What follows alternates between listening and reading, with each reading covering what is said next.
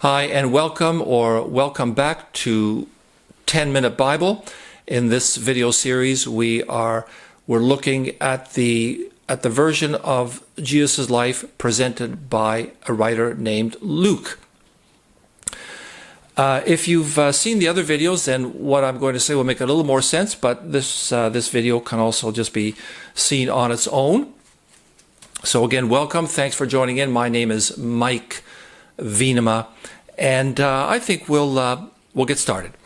So in the last video, we looked at a lengthy list of names which Luke presents as Jesus' family background. I compared it a little bit to another list of names in Matthew's version, in which the list of names is different, and we looked at some of the ways to understand that in a way that reveals the integrity of both lists.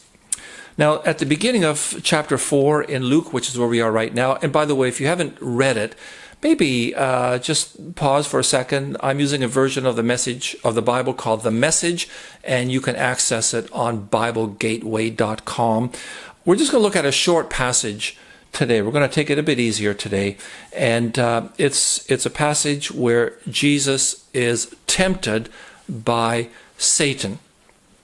So for many modern readers, it seems like a kind of an implausible scenario. I mean, what's all this stuff about Satan and temptation and all these things? But I think as we look at the story, it will begin to be approachable and understandable. Now, a couple things just as background to the story. A few pages earlier on, Jesus has begun to go public. John the Baptist has baptized him.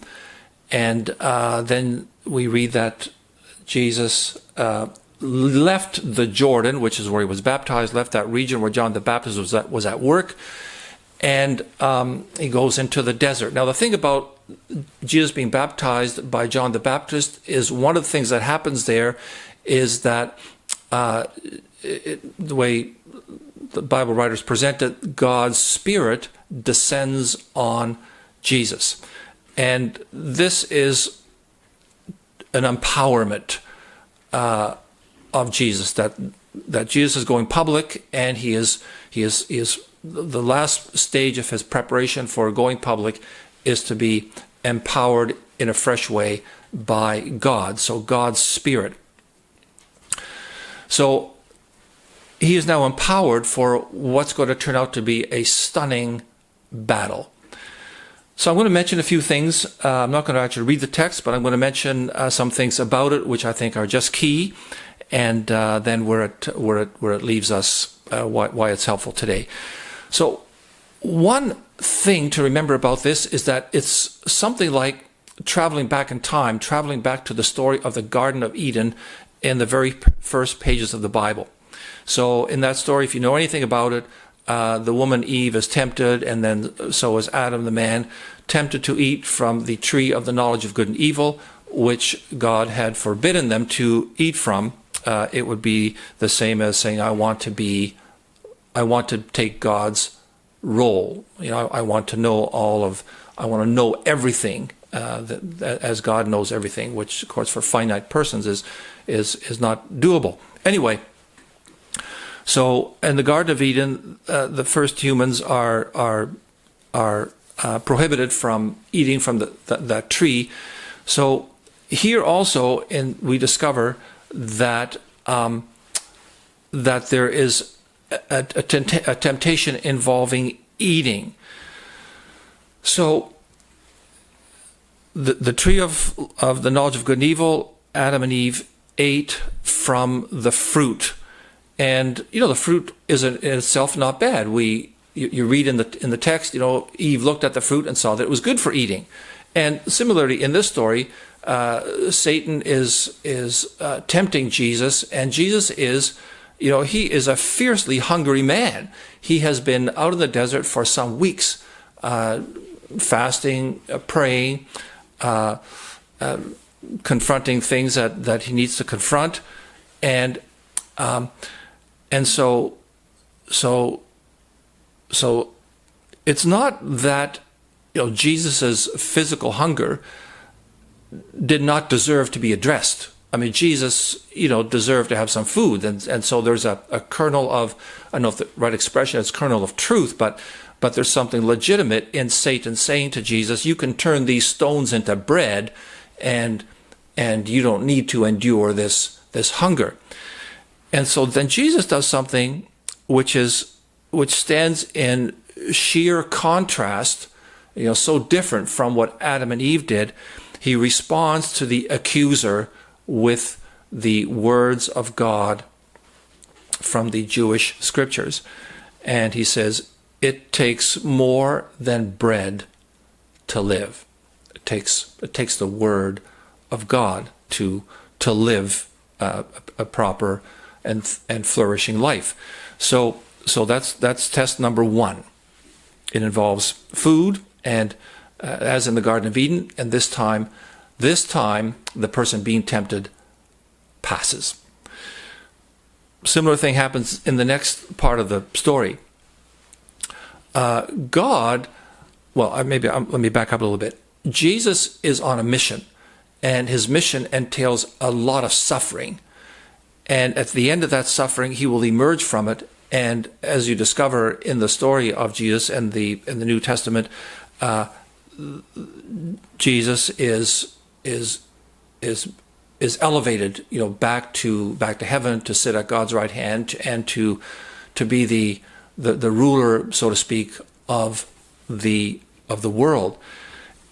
But it involves a path of suffering, through death, torture, and going down into death itself. And what Satan does is he promises Jesus something very tantalizing, possibly. He says to Jesus, you can have all the kingdoms of the world. It's all yours. All you need to do is bow down to me. So Jesus, everything you wanted, everything that's legitimately going to be yours, you can have it without the terrifying path that you seem to be foolishly committed to. Now, I don't think that Satan would have been able to deliver. The world is not his for the giving. But again, Jesus does not cave in. He responds again with words from the Jewish scriptures, words of God. Serve your God. Serve your God.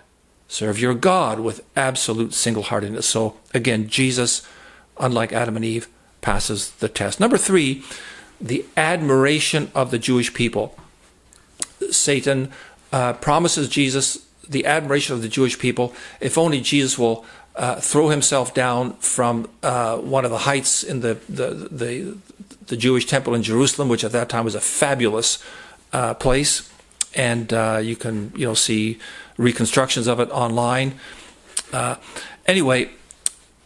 So the admiration and the I don't know if adoration is quite the right word, but the fact that Jesus should become the leader of the Jewish people, this is something very, very important to him.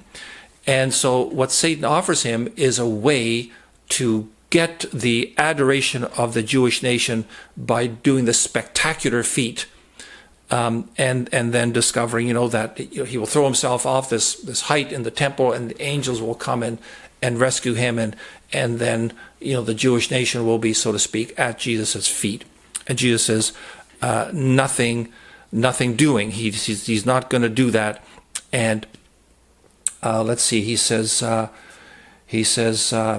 Oh yes, he quotes from the Bible. Don't you dare tempt the Lord your God. So then we find that. So Jesus has passed, the 3-stage temptation.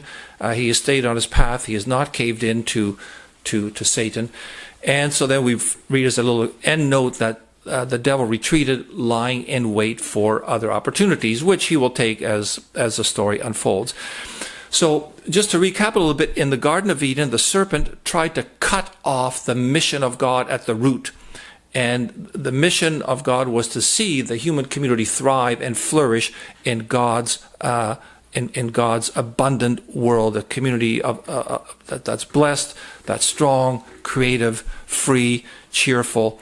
And Satan wants to undercut all that by having Adam and Eve break down their relationship with God, and so have everything come to nothing. Nevertheless, Satan does partly succeed. We're in a lot of trouble. But God kept on working with us, which is the very cool thing.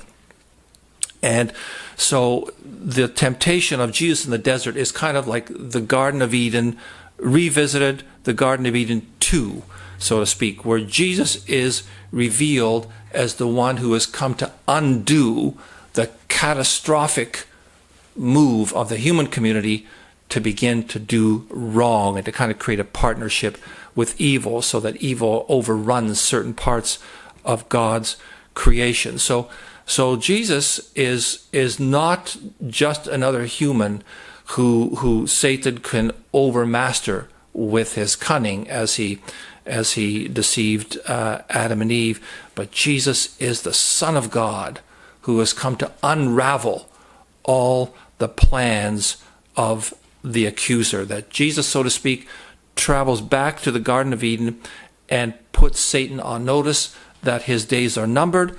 All of Satan's machinery alliances, dreadful as they are at the moment, the wars and other terrible things that happen on our planet, all these things will come to nothing, because in the end, God and his good purposes for the world are going to prevail. And this will happen through Jesus.